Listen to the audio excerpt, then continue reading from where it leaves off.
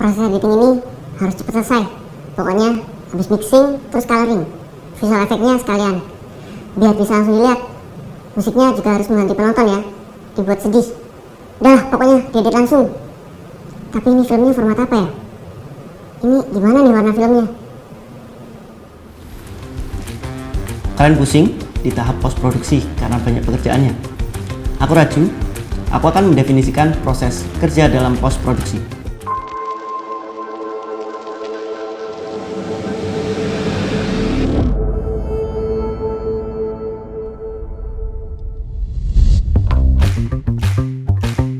Secara sederhana, post production merujuk pada serangkaian kegiatan atau proses yang dilakukan setelah pengambilan gambar atau produksi utama dalam pembuatan film, video, atau karya visual lainnya.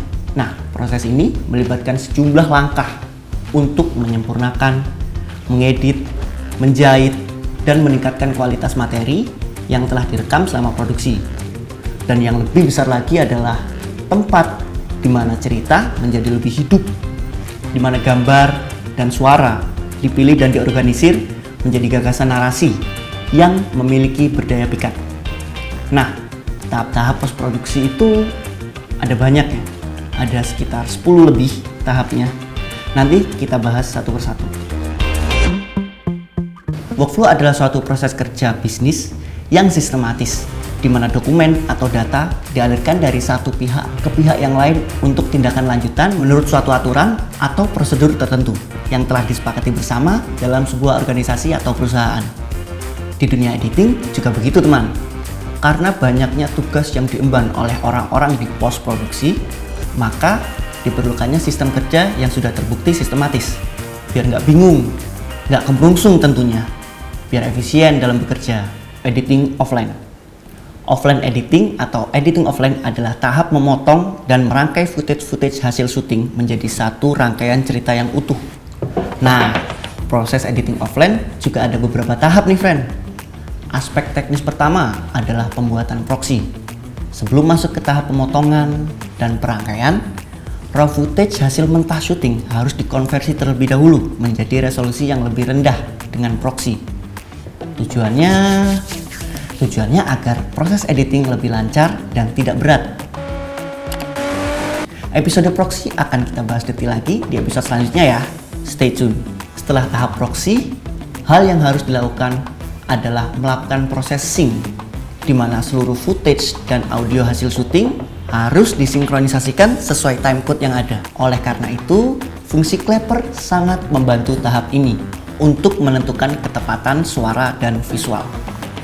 Nah, tugas selanjutnya adalah tugas terberat editor, yaitu memilih dan memotong footage yang telah disinkronisasi. Di sini merupakan peran editor dalam menyusun cerita, di mana editor akan fokus pada flow, pace, dan timing dari potongan-potongan gambar tersebut. Seorang editor harus bisa mengkomunikasikan cerita dan emosi lewat potongan dan susunan footage yang sudah disuting.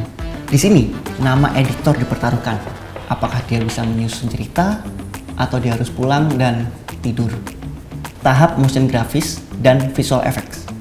Setelah cerita dirasa sudah sesuai dengan desain awal yang dilakukan editor atau biasanya disebut picture lock atau pick lock, maka tahap selanjutnya adalah tahap motion grafis dan visual effect. Tahap yang harus dilakukan ketika film memerlukan visual effect tertentu. Biasanya dikerjakan oleh tim yang berbeda dengan offline editor. Nah, tugas editor offline adalah memberi guide kepada tim motion grafis dan tim visual effect atau plotting bagian mana saja yang perlu diberi visual effect dan motion grafis. Lanjut ke tahap selanjutnya ya, yaitu nomor 3, tahap conforming. Apa sih yang disebut conforming? Proses conforming ini dilakukan setelah editing offline selesai dan editor beserta sutradara sudah menentukan pick lock dari project film tersebut menggunakan proxy atau resolusi rendah. Hal ini dilakukan untuk perpindahan ke aplikasi yang lain yang digunakan oleh tiap-tiap divisi post production karena tiap divisi biasanya memiliki aplikasi yang berbeda seperti DaVinci Resolve untuk colorist. Tahap selanjutnya adalah color grading. Color grading adalah proses penyesuaian dan memanipulasi warna dalam produksi film, video, atau karya visual lainnya. Tujuan utama dari color grading adalah menciptakan nuansa visual, meningkatkan estetika, dan menyampaikan emosi atau suasana yang diinginkan dalam sebuah karya. Proses ini dapat dilakukan pada setiap tahap produksi, dari awal hingga akhir, dan melibatkan sejumlah teknik dan alat. Di tahap ini, ada beberapa hal yang harus dikerjakan oleh colorist, yaitu shot matching, color corrections, dan color grading. Sound editing, pengolahan suara atau audio dalam film atau video. Tujuan utama dari sound editing ini adalah menciptakan pengalaman audio yang mendalam, memastikan kualitas audio yang baik, dan menyelaraskan suara dengan elemen visual untuk menciptakan kesatuan visual dan audio. Hal-hal yang sering dilakukan di tahap ini adalah membersihkan audio, volley, dubbing, dan memberikan sound effect. Penataan musik. Dalam konteks produksi audio, proses mengatur dan menyusun elemen-elemen musik untuk menciptakan suatu karya yang kohesif, menarik, dan sesuai dengan visi artistik yang diinginkan. Proses ini melibatkan pengaturan struktur musikal, penentuan tempo, pilihan instrumen, dan penggunaan efek audio untuk mencapai hasil yang dibutuhkan. Aspek penting dalam tahap ini, struktur komposisi, pemilihan instrumen, mengarut tempo dan recording. Sound mixing. Sound mixing juga dikenal sebagai audio mixing. Adalah proses menggabungkan dan menyusun berbagai elemen audio termasuk musik, efek suara, dan dialog dalam produksi audiovisual seperti film, video, atau rekaman musik.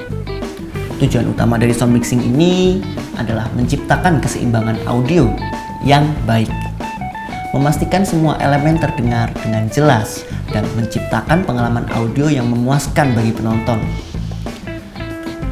Tahap penting yang biasa dilakukan adalah balancing, equalizing, panning, compression, dan surround sound mixing jika diperlukan.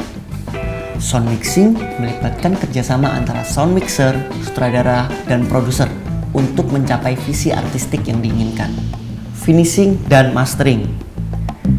Finishing dan mastering merupakan tahap-tahap yang krusial dalam menghasilkan produk akhir yang profesional dan berkualitas tinggi, baik itu dalam bidang audio maupun video.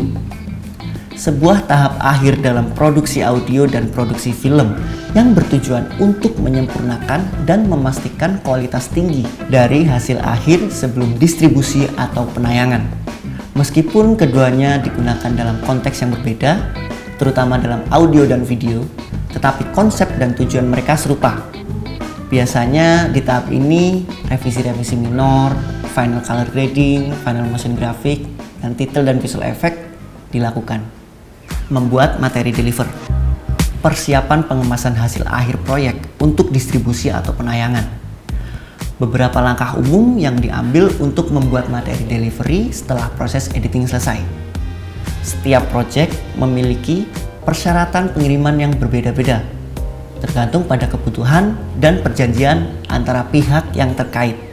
Mungkin bisa dalam format DCP, DVD atau Blu-ray, VOD, broadcast, dan lain-lain. Oleh karena itu, penting untuk berkomunikasi dengan baik dengan pihak-pihak yang terlibat dan memastikan bahwa materi delivery memenuhi semua persyaratan teknis dan hukum yang berlaku. Yang terakhir, sebuah tahap yang kebanyakan kita lupa, yaitu tahap pengarsipan. Sederhananya adalah proses mengarsipkan karya film, audio, visual dalam bentuk HDD, LTO, archival tape atau storage, dan film. Jangan lupa mengarsipkan filmmu, karena siapa tahu 10 tahun yang akan mendatang karyamu sangat penting dan dibutuhkan.